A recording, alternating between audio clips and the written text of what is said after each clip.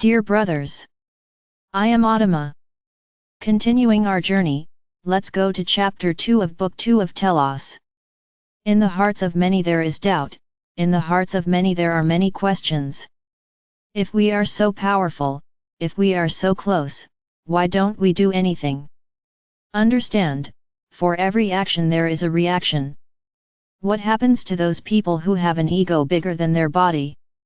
They were children who, in their first tantrum, received gifts, had everything they wanted, the way they wanted, they never heard no, because in their parents' concept, love is to satisfy all desires.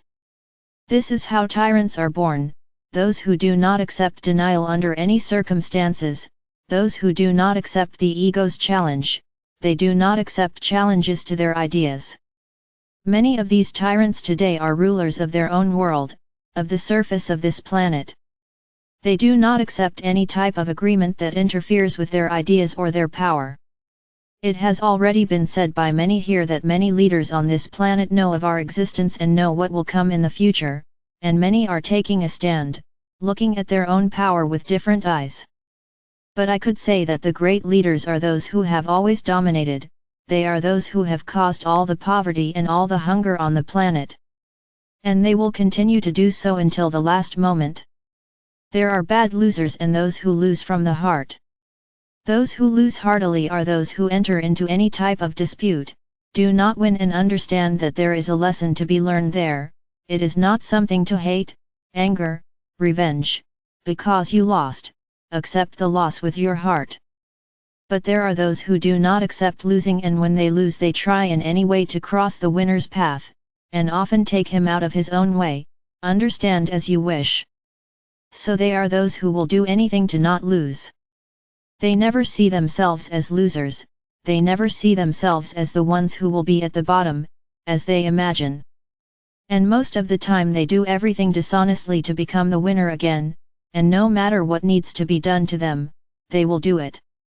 I will bring this example to the planet today, in which those who have dominated the planet for so long, know that their time is running out, they know that everything they have done outside of the plans of Father or Mother God will provoke a reaction, they will not go unpunished. But inside their hearts, what is important?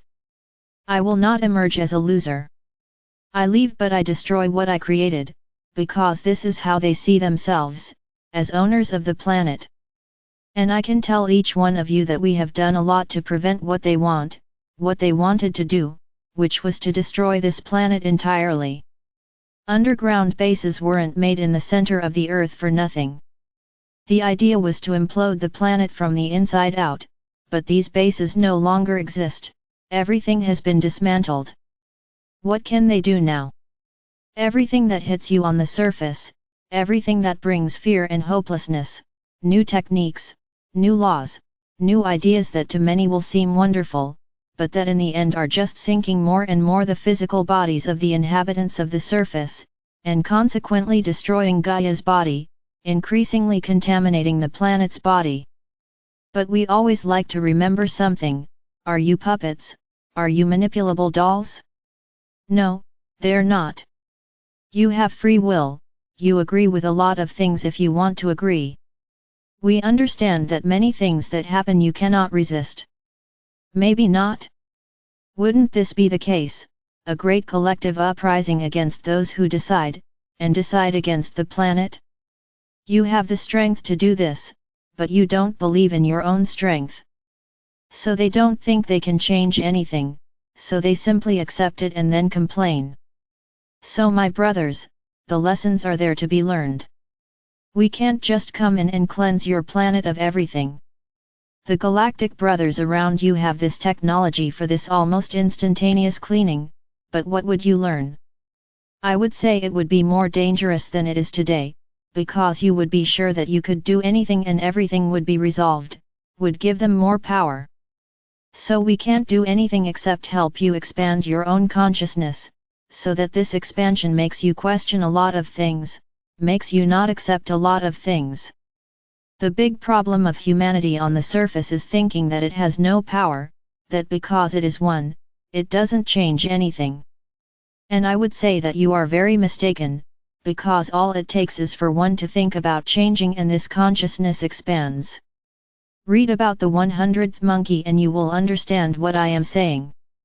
There is a collective consciousness, you are interconnected, all it takes is for one person to actually want to contaminate others, and you form a large, very powerful network of consciousness and action. Do not question us, my brothers, because we do nothing.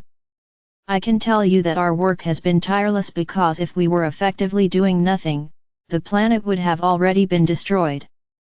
All their weapons were destroyed, not the weapons you use and know in your dimension, they were very powerful weapons with intense destructive power. So we are doing nothing?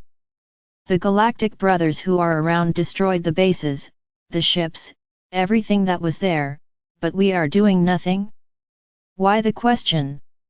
Because you want everything to come easily, you want to not have work, not need to change, not need to get involved, stay in your little corner just waiting for what happens outside.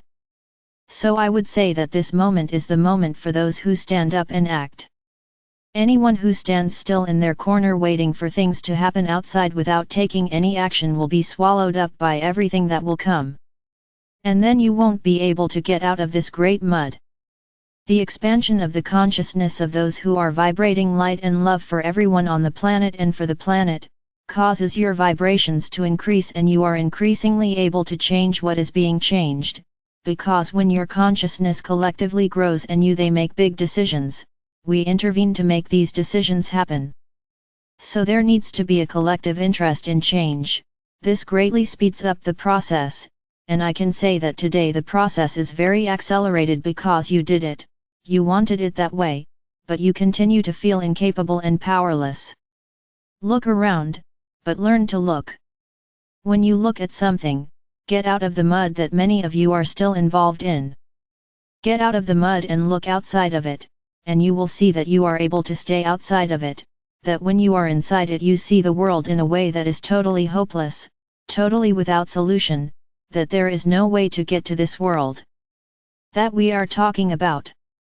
Now if you get out of that mud and look outside of it, you will see the sun, you will see the world that we say will exist, and your heart will rise, and more you will feel strong enough not to go back into that mud, because you will vibrate so high, you will vibrate with so much love in your heart, that you will become light and walk through the mud, you will no longer dive into it.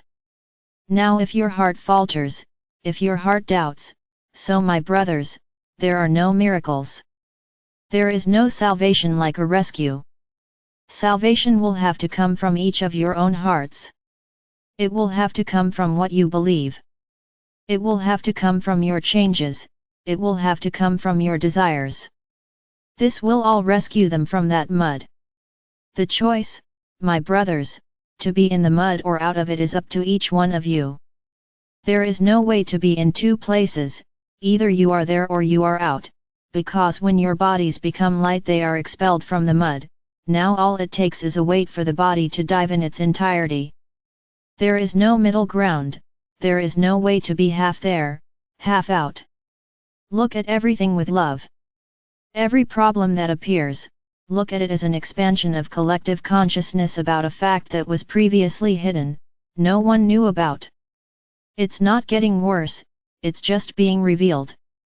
And if people are becoming violent, it is because they do not have love in their hearts, it's because they don't know how to deal with their own lowest possible desires. And to fight against them, they fight against the world.